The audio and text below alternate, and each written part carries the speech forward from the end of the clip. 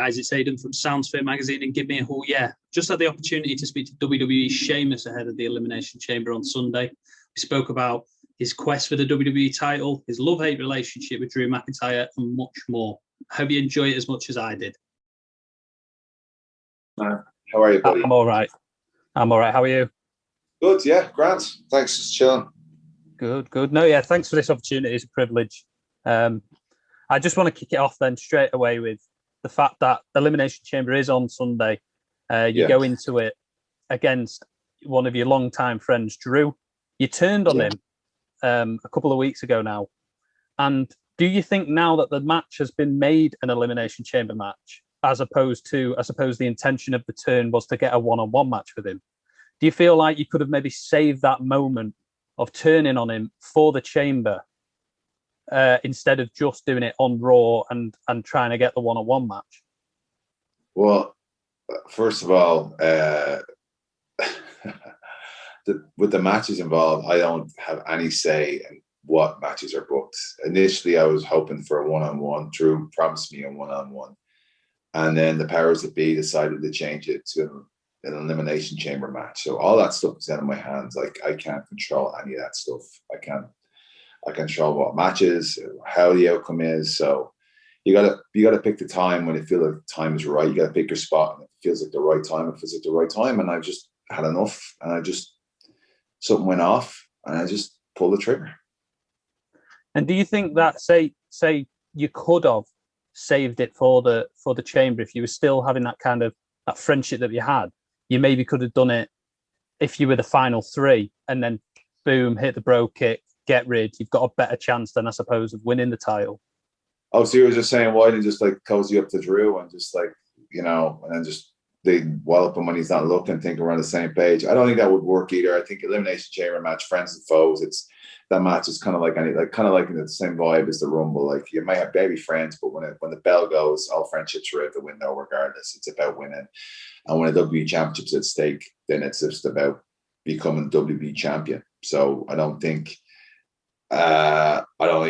Drew knows who I am. Drew knows who I am in the ring. So I don't even think he'd turn his back to me in a situation like a Chamber match like that. There's just way too much at stake. So no, definitely not. What I did was right. I did it at the right time. I felt it, and I don't regret anything.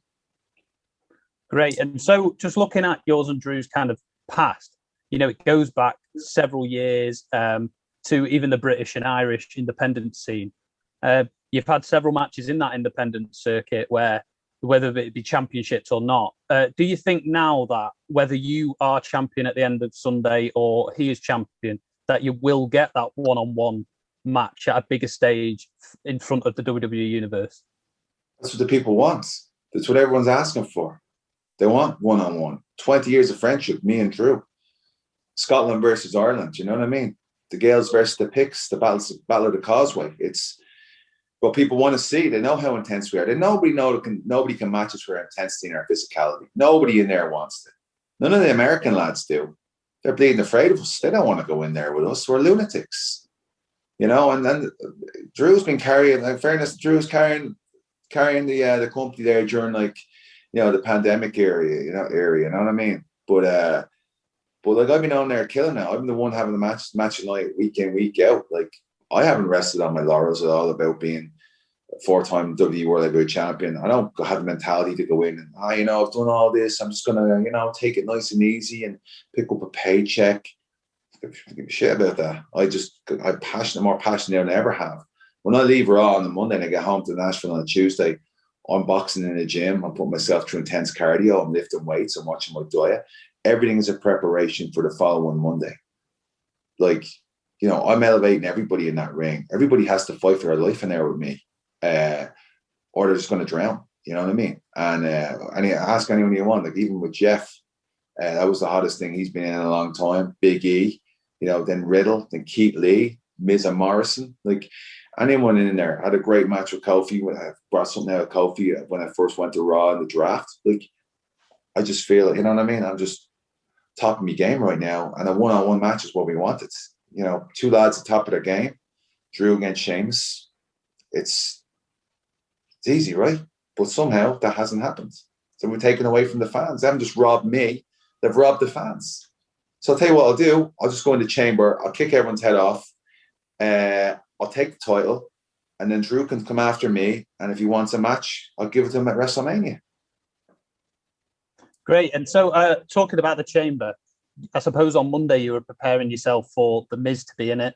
He withdraws himself. And I don't care. Who cares if The Miz bleeding out? Yeah, it would have been an easy pick and get me. Like, I guess we have a harder competitor in there, Kofi.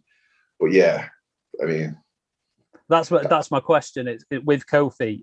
He obviously adds a completely different style to The Miz. You've wrestled him before. Miz has a style. Preparation. The Miz has a style. Why not? Well, what his own style. What style is that? I suppose though that Kofi has that more head and shoulders. Side He's a head and shoulders style. That's what his is. Head and shoulders. Mrs. Head and shoulders style. How do you prepare for someone like Kofi in the chamber compared to your preparation for The Miz? I definitely think Kofi's going to play a really big part in this, because Kofi obviously has been WWE World Heavyweight Champion. That's why he's in the match. And obviously, I'm sure he still feels sour about that stuff with Brock after, losing to Brock. And I don't think he ever even got a rematch after that. So he's kind of like me in that situation where I'm sure he'll want to go in there and prove a point. This opportunity came out of nowhere. If you remember the last time he got an opportunity that came out of nowhere, that's when Kofi Mania started. So who knows what can happen? Lightning in the bottle, you know what I mean? Like, he's going to go in there again. He's got nothing to lose. He wasn't supposed to be in the match, so he's going to be one to watch as well. And Kofi's a great athlete, you know what I mean? You never know what he's going to do. Very unpredictable. But all those champs in there, they're all former champs. It's a loaded bleeding cage chamber match. But none of them have the passion or drive I have, mate. They just don't. They don't have it.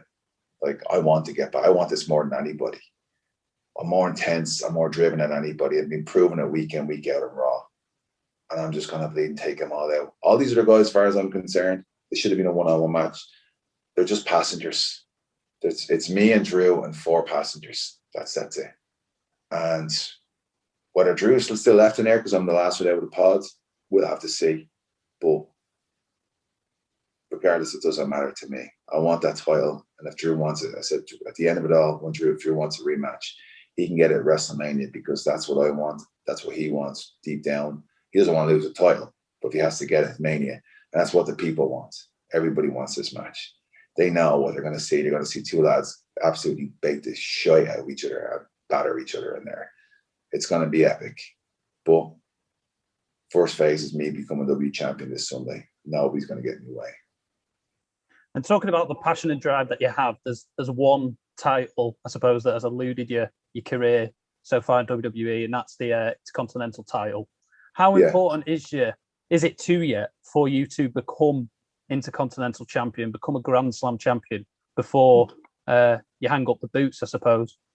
Oh, it's very, very important for me. It's just the one piece that's missing from the collection.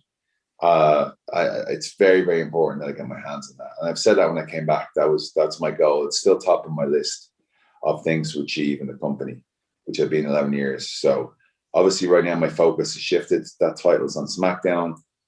I can get back to it. Just press pause on the you know what I mean? Press pause on the player for that. But I'm going after WWE World Heavyweight Champion again. But when I get an opportunity to get the IC title, I'll take it, and I'll finish my collection and cement my legacy.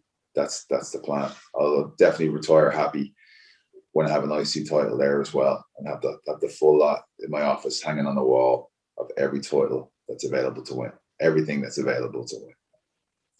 Great. And so I suppose I'm going to ask you, what does success mean to you? What does success mean to me? I guess it's achieving the goals that you set out. And not just achieving all the goals that you set out, but also being happy as well, happy in life. You know what I mean? There's some people who achieve a lot of things, but they're never happy. They never find inner peace, or whatever you want to call it. But it's just enjoying what you're doing, successful, enjoying what you're doing on a day-to-day basis, and achieving the goals that you set out and that you want. I think that's important. Happiness is the biggest thing. People can be billionaires and not be happy. So is that really successful? You know what I mean? People can like, you know, not be rich, but have the happiest life and best life better than anybody, you know? And that's what I feel it is. Success. Very open-ended question though. Is there anything that you kind of do then to kind of make yourself more successful? Do you feel like there's some routine that you do every day, or is there any kind of cliches or stuff that you do? Yeah, cliches are, that's what I call cliches. But no, for me, I came back. I thought I was written off after the Mania match where I got that concussion. I had a really bad concussion. I thought I was written off. I thought I was done. I sat in the couch for a month and I couldn't move. I had no energy. And I thought to myself, man, is this it? Like, is this the end? You know, and obviously I wasn't happy the way I went out. You know, I definitely in my mind wanted, obviously, with tagging with Cesaro was amazing. Probably the funnest time in my career. But I wanted a little bit more. I was like, you know, at the back of my head, I'm like, listen, I want to achieve more. I'll finish off as a singles guy and I wanted to win the IC title. But I just felt like, man, I'm screwed. Like, I just don't know. But lucky enough, I got back. I changed my diet. There's a lot of things I added in.